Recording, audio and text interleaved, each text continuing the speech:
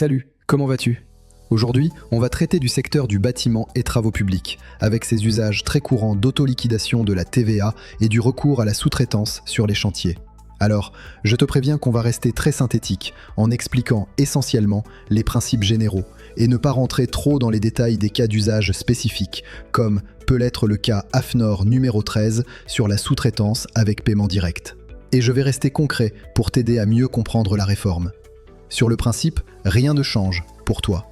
La réforme de la facturation électronique ne va engendrer que des changements sur la forme des traitements de ces usages. Prenons un exemple typique. Tu es mosaïste sous-traitant. Tu factures ton donneur d'ordre hors taxe pour une partie du chantier que tu as réalisé et pour lequel tu as été désigné.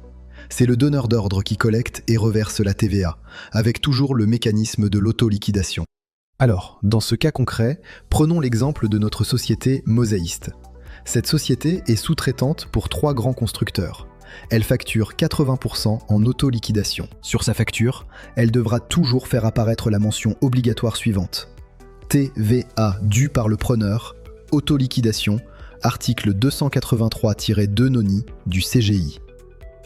Cette mention permet à ma société mosaïste de ne pas facturer et régler de la TVA collectée sur sa prestation. Attention, la mention exacte dans le Code général des impôts peut évoluer. Je te conseille de vérifier auprès de ton expert comptable la formulation à jour. L'erreur de référence législative n'invalide pas la facture, mais peut donner lieu à observation. Et dans la facture électronique, cette mention figure dans des balises XML dédiées, qui seront composées de 3 nouvelles informations supplémentaires. En premier, le code VATEX-FR-AE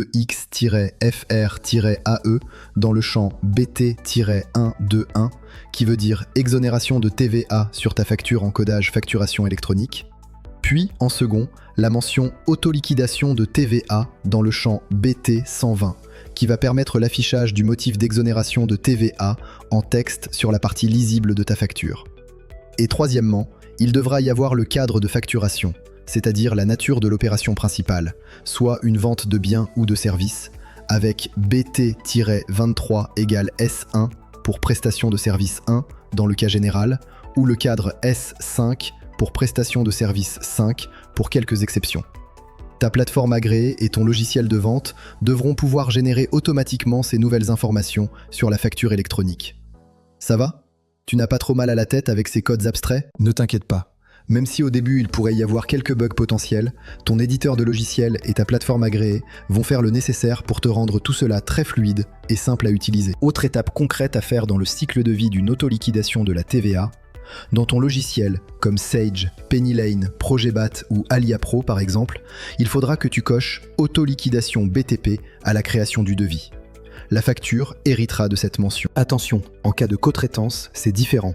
Pour rappel, la cotraitance est la situation où plusieurs entreprises signent un même marché, chacune facture séparément avec son propre régime fiscal. Pour te l'expliquer simplement, cotraitance solidaire égale chacun facture sa part du marché.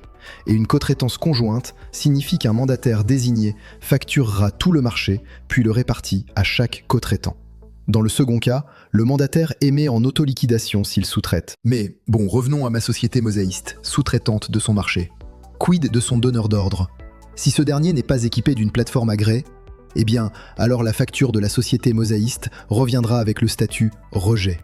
Alors, vérifie, dès maintenant, avec lui, qu'avant le kick-off de la réforme de la facturation électronique, qu'il soit bien en train de se mettre en conformité. Et concernant le calendrier d'application de la réforme de la facturation électronique dans le secteur du BTP, si tu travailles au sein d'une grande entreprise, comme Bouygues, Vinci, Eiffage ou Faya par exemple, l'émission de facture de vente sera obligatoire dès le 1er septembre 2026. Sinon, ce sera au 1er septembre 2027. Voilà, j'espère que tu commences à mieux appréhender les changements concrets qui va t'attendre avec la facturation électronique. Dans notre prochaine vidéo, Léa te présentera le traitement complet et pratique d'un cycle de vie d'un chantier. Et toi ? En attendant cette vidéo, t'as déjà vérifié avec ton donneur d'ordre que tes factures de vente ne reviendront pas avec le statut « rejet » ? Et si tu n'as encore rien prévu sur la facturation électronique, abonne-toi à la chaîne pour suivre notre série sur la facturation électronique. 30 vidéos, 1 à 2 par semaine, pour commencer. Et comme ça, tu n'as pas peur de ta compta.